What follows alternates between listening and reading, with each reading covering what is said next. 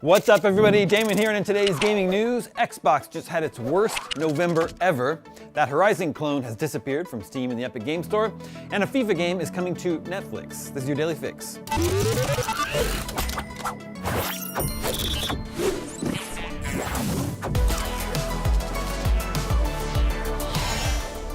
This week we learned that November was a surprisingly bad month for video game spending across the board. Hardware dollar sales and physical software unit sales were both at the lowest we've seen since 1995.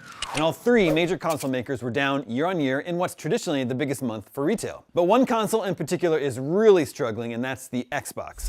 According to Circana senior director Matt Piscatella, Xbox Series consoles dollar sales were down a whopping 70% year over year. That's a huge drop.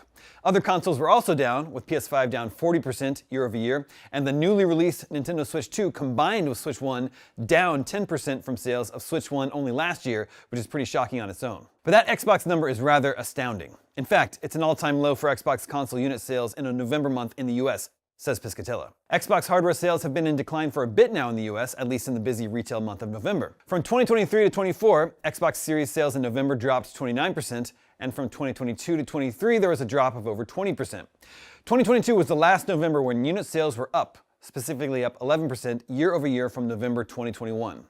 Critically though, for 2025, the Xbox is expensive, especially in the US. Piscatella points out that its average price per unit rose by over 30% year over year. That's because of multiple price hikes in recent years, including some seriously massive ones in September that impacted all types of Xbox Series consoles. And that's after a price hike in May. An Xbox Series S, the cheapest of all modern Xbox hardware available now, was released at $300, and it now costs $400. There are now rumors and concerns circulating that Xbox may soon raise prices yet again due to skyrocketing prices for RAM driven by the growth of generative AI. Meanwhile, the US economy is just generally in rough shape, with high consumer debt, high inflation, few new jobs, and an increasing unemployment rate. If everyone is worried they can't buy groceries, who's buying a console right now? Moving on, Tencent's upcoming post-apocalyptic open-world adventure Light of Motiram, widely criticized for being a clone of Horizon Zero Dawn, has disappeared from Steam and the Epic Game Store. You may recall that Sony was suing Tencent over the project, which it had officially dubbed a slavish Horizon Zero Dawn copy via a lawsuit filed in California at the end of July. Sony's argument outlined numerous similarities and compared various marketing screenshots from both games, as well as their descriptions. Just like Horizon, Light of Motiram takes place in a post-apocalyptic world overrun by giant robot dinosaurs who roam large natural environments such as tropical forests, deserts, and snowy mountains. Both games even feature red-haired women protagonists that wear very similar outfits and styles, and devices similar to Aloy's Focus earpiece.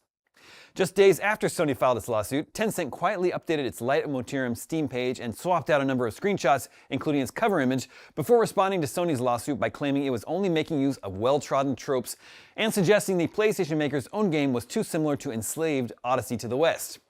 The bitter battle now seems to have come to an end, however. As spotted by The Verge, new court papers filed yesterday, December 17th, show both parties have reached a confidential settlement that appears to have ended Sony's lawsuit and Tencent's countersuit.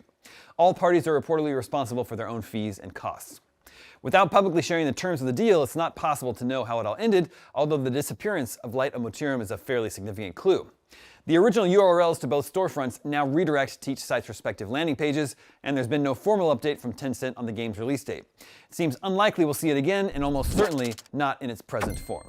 And finally today, FIFA has announced its next soccer game will be published in partnership with Netflix and developed by a new studio, Delphi Interactive. Following the end of its partnership with EA in 2022, FIFA announced it was working on a portfolio of Web3 games, but has been pretty quiet since then.